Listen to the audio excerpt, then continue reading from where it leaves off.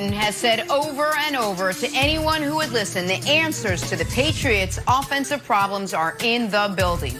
Well, clearly he didn't specify which building, as the Patriots' offense looked bad on Sunday. Cam threw 2 picks. New England didn't get into the end zone until the middle of the fourth quarter in a loss to Denver. So is it time to panic in New England? Cam still doesn't think so. Take a listen. There's no need to press the panic button. There's no need to, start reinventing the wheel. We have the answers, and I said again, we have the answers in that locker room. I heard a person say once, I don't point fingers, I point thumbs. And with that being said, I take full responsibility of where we are as an offense and knowing here moving forward that it starts with number one, and I will be better. Right. The sky may be falling for the next couple of days. And listen, I bring my umbrella, my raincoat, and everything else that I need, to get the job done. Mm-hmm. And I know, we will get the job done. And here moving forward, we will have more production here in a positive way.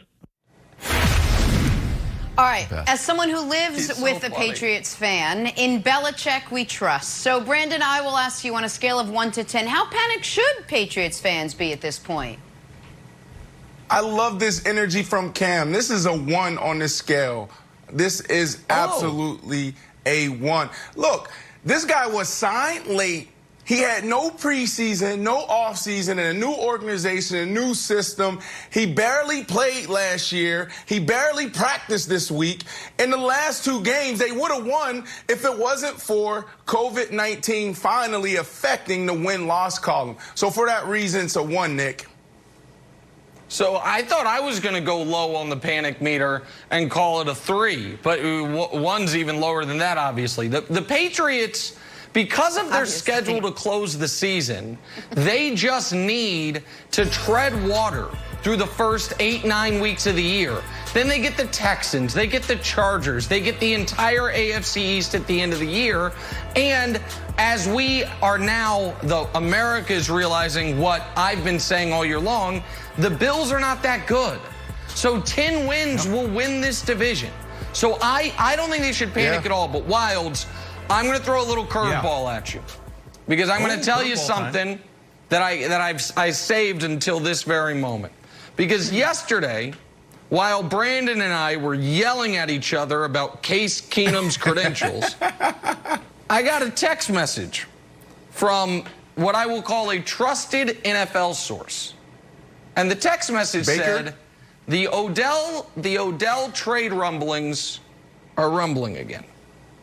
And I look around the league and I say, I say, who is a team that if he were to become available could fit him in under the cap, would make sense, has an obvious need there, and the top of that list is your Patriots. Now, the text said nothing about the Patriots. I want to be clear here. I want to be clear that A, the text was not from Odell, I promise, I give my word.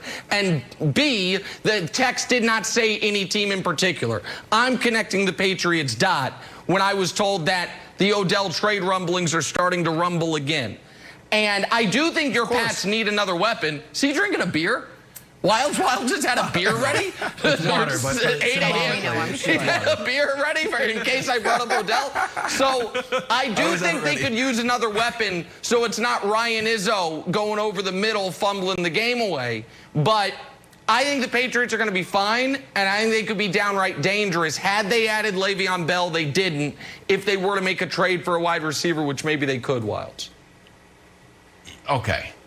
So if you're saying Odell is on the block, then that changes the whole NFL world, and obviously we want that. To Jenna, to your question, am I worried? I've got a new segment. It's called Super Hot Take. You ready for this? I break it out. Yeah. It's so hot, I actually break it out here. Here's the hot take. You ready for this, Nick? Yeah. Excuses, underrated. Hottest take of the day. Excuses are underrated. Everybody in the world's been watching too many Instagram motivational videos. You know what? The real world doesn't work like that. We're not Marines, okay? We're not firefighters. It's just you can have excuses in the world. It's all right.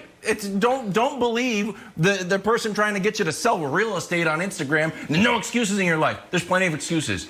It's okay. The Patriots have 3 losses. They lost by a yard to the Super Bowl bound Seahawks. The JV Patriots lost to the Super Bowl bound Chiefs. And Cam Newton, who practiced twice on the field in 16 days, and the rest of the time was on a Zoom call, probably being like all the rest of us, like, am I on mute? What's going on? I can't see you. How do I open up the classroom file, the XL, so I can get to the reading portion? Doesn't matter. Excuses are okay. Our defense is tremendous. And Nick, here's the thing.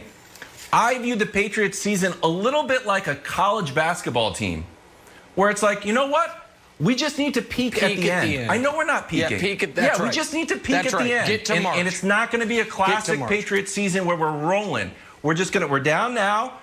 Big East tournament. We're getting a little hotter. Next thing we go in the tournament hot. Right. I want to ask Brandon a question. Brandon, because what Wilds and I are baking in to this analysis is that the Bills are not going to win 11, 12 games. That the Bills are going to go from 4-0 to a middling team.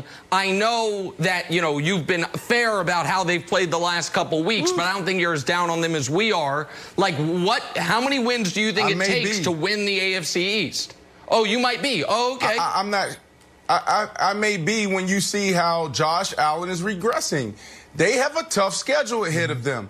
And then the Patriots, they have the 7th easiest remaining schedule in the NFL. For that reason, I think that this could easily go back to the Patriots, which is so frustrating because the Bills have everything they need. I don't know what happened to that defensive line. Give me a break. The Chiefs were able to run right through them. Josh Allen regresses. He can't hit a 5-yard check down. This is all bad. This is all bad. But before real quick, Brandon, before Kobe, go ahead. No, I'm sorry to interrupt you, but we're talking about the team in first in the AFC East and the team in third in the AFC East, but the team in second that I did pick to make the playoffs but not win the division, quarterbacked by your BFF, Ryan Fitzmagic, they're sitting there, just kind of, you know what I mean? They're sitting there just to shut out a team, quietly saying, if it's only going to take 10 wins, can we get in that discussion? So I do think about us. I think the AFC East is going to come down to the end of the year, Jenna. But to Wild's point, if it's coming down to weeks yet. Right, well, it turned on in either direction. But if it comes down to weeks 15, 16, 17, Jenna, you got to like the Patriots' chances.